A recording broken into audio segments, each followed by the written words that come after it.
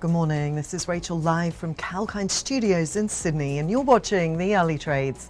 Now the S&P ASX 200 traded flat at the opening bell as gains among healthcare, energy and real estate sectors were offset by a 1% fall in the tech sector. In early trade this morning, Afterpay hit a new 52-week low after falling more than 3.1%. Asset manager Magellan also recovered a little from Monday's near 33% wipeout by adding 3.8% this morning. FX broker OFX also added another 5.6% in early trade after announcing a significant acquisition yesterday. The S&P ASX 200 is up just 5.1 points today. The top performing stocks in this index are currently Bluescope Steel, their shares are up 4.09%, and Viva Energy, their shares are up 3.72%. Now the index has lost 1.1% for the last 5 days, but sits 4.4% below its 52-week high. Futures trading suggests investors have had enough doom and gloom at a time when markets normally benefit from lower volumes and also reduced news flow. No sign of a Santa rally just yet, while Wall Street is in a funk. Declines on the S&P ASX 200 have been modest over the last few sessions. The index has shown signs of stabilising around current levels. The index tested a 2-week low yesterday, but finished within a few points of Thursday's close. Yesterday, the local index started the week 0.16% lower as the energy sector fell by over 3%.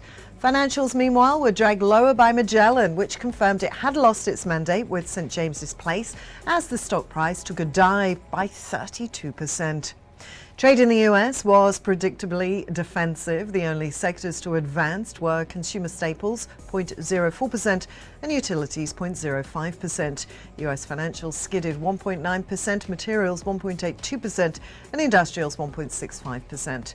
The energy sector dropped 1.17% as US crude closed below $70 a barrel.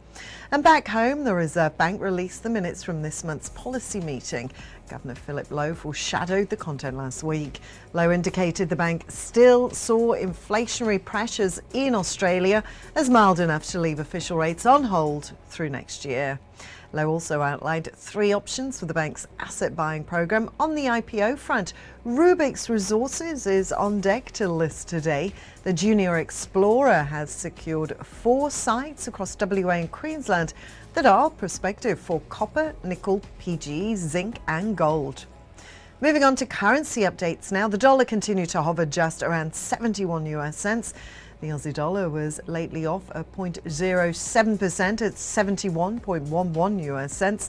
And in cryptos, Bitcoin is up around 1.5%. That was at 8 a.m. Australian Eastern Standard Time.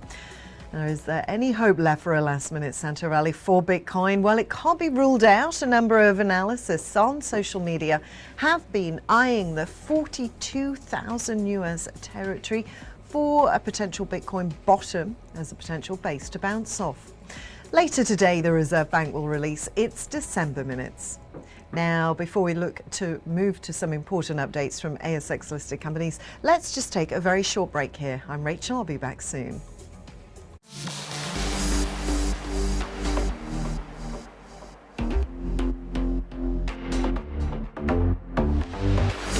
Hi, I'm Sage, and get ready to take the crypto ride with me on Kalkine TV. Watch the Crypto Buzz every Tuesday and join the excitement at Kalkine TV. From Bitcoins to NFTs to Dogecoin and DeFi, we have updates about everything around these digital currencies. Understand the investing rationale and the risks involved in the space with me, Sage, on Crypto Buzz. Keep watching Kalkine TV.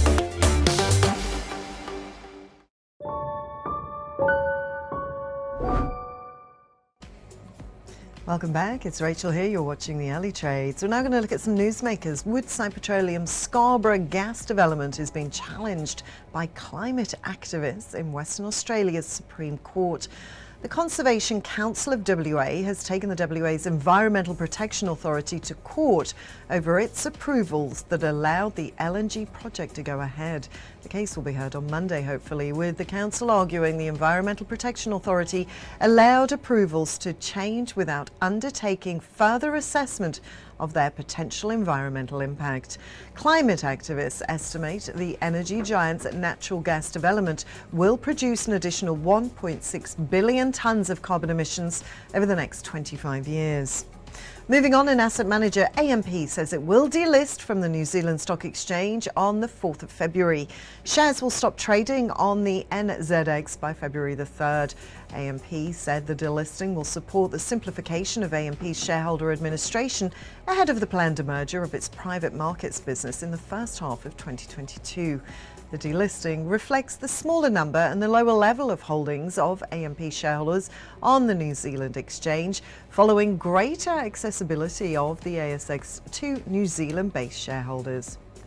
And Nexus Minerals has hit high-grade assays following drilling at the Crusader Templar prospect within its Walbrook Gold project in Western Australia. The drilling was completed as part of a 30,000-metre reverse circulation program, with almost 10,000 metres completed to date.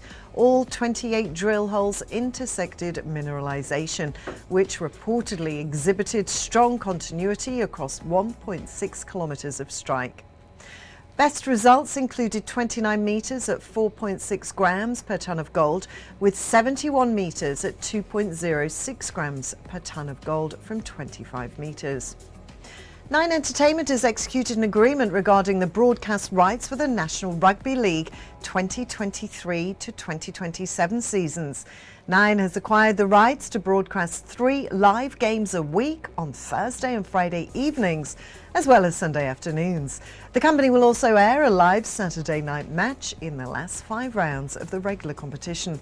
The Grand Final and State of Origin will be shown exclusively on 9 and 9 Now, with all the State of Origin matches to be broadcast starting next year. Nine has also secured radio and audio streaming rights for at least 4 matches a week, Friday night, 2 Saturday games and a Sunday afternoon game, as well as the finals and State of Origin. And finally, today is payday for Westpac shareholders, as they'll get a final dividend for financial year 2021. Well, that's all for now for the early trade. Stay tuned to Kalkine TV. We've got many more shows lined up with live updates across the economy, markets and sectors. This is Rachel signing off for now.